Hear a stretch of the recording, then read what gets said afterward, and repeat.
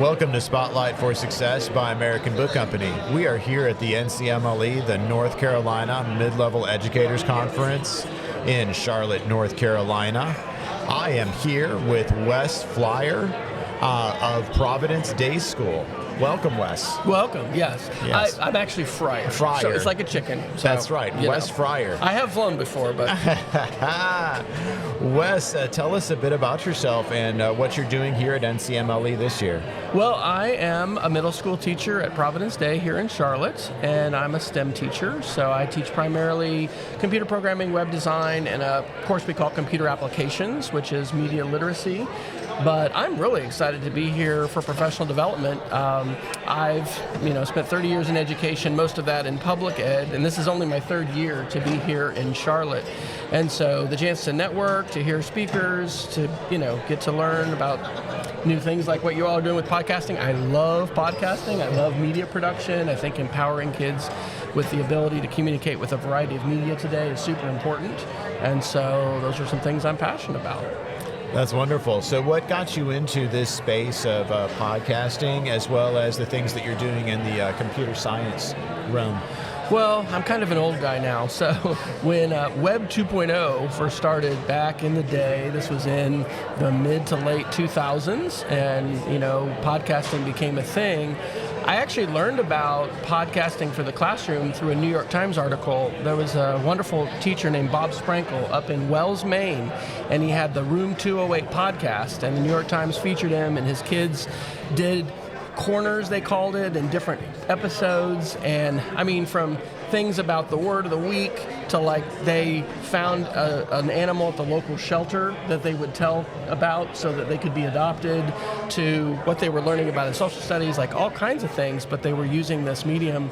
And so I started learning how to podcast and did that with some of the classes that my own children were in and became an educational podcaster. And I've just loved podcasting ever since. I listened to podcasts this morning, getting ready to come here. So I'm a consumer of podcasts, but I'm also a producer. And I really think that as a medium, podcasting offers so many benefits that it's not a replacement entirely for traditional media, but it really offers a way for us to enrich our learning, connect with other people, and just, fuel curiosity that we have, but also a desire that we have to connect with others, for instance, that are professionals. And so I've learned so much from other teachers over the years, and I love podcasting. I love it as a medium, and I consider myself to be a real beneficiary of the platform because it's taught me so many things and allowed me to connect with so many people over the years.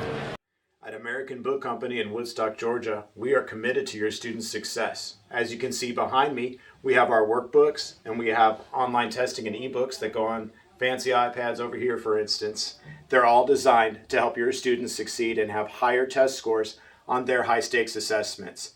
Give us a call, 888-264-5877, or find us on the web, abck12.com, and you can receive a free trial or a free preview book of your choice.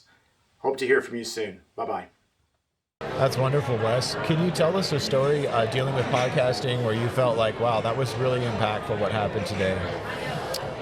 Well, I guess I'll talk about oral history projects because now teaching middle school here in Charlotte, I have an opportunity for this computer applications class to really kind of set the curriculum, and one of the main projects we do is a family oral history project. And so I remember, and I've done these now for a number of years, stories that parents have come back and told me because my students will listen to stories from StoryCorps and will get ideas and practice. We'll interview each other. How do you conduct an interview? How do you have a good open-ended question? How do you ask a follow-up question?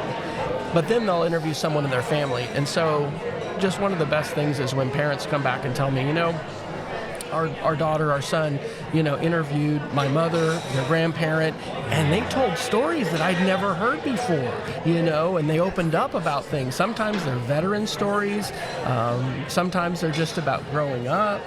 but I just love the insight that gives into the lives of students. It allows us to grow closer together, but I think it also just, there's a rich collection of skills that students can develop. And I don't think we spend enough time, honestly, like listening to each other and telling stories. Yeah. And so we make that an emphasis point, and it's really a wonderful thing for the parents and the family to get involved, and then for that assignment to be more than just something we're doing to get a grade in class. But like I share with them, you literally might be recording a story that your children or your grandchildren would listen to, and you're preserving history, and it's important work, and it's connected to the family and the community. So those kinds of stories really, warm my heart and give me incentive to keep doing that kind of work. That's wonderful, Wes. Wow, that's really profound. The things that you can do simply with podcasting to reach other generations in the family. That's fantastic. Wes, can you tell us a bit about what you'd like to say to the NCMLE community, something you want them to have as a takeaway from this conference? Well, I just think collaboration is essential. We are in a difficult time in education. We have been for quite a while. I was in Oklahoma for 16 years and came here to North Carolina, and many of the challenges that we face are similar. But I think that the power of networking and connecting with other educators is just huge.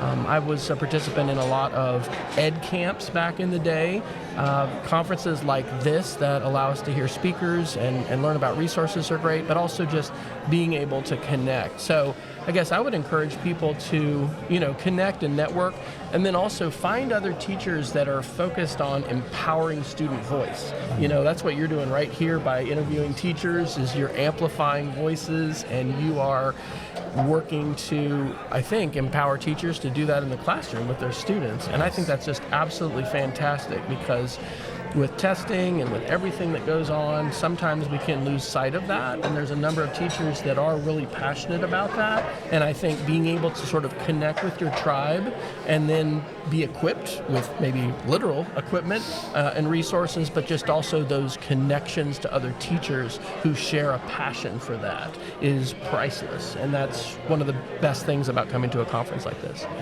That's wonderful, Wes. Well, thank you so much, Wes Fryer with Providence Day School in North Carolina. Thank you so much for joining us today. Hey, thanks for having me on.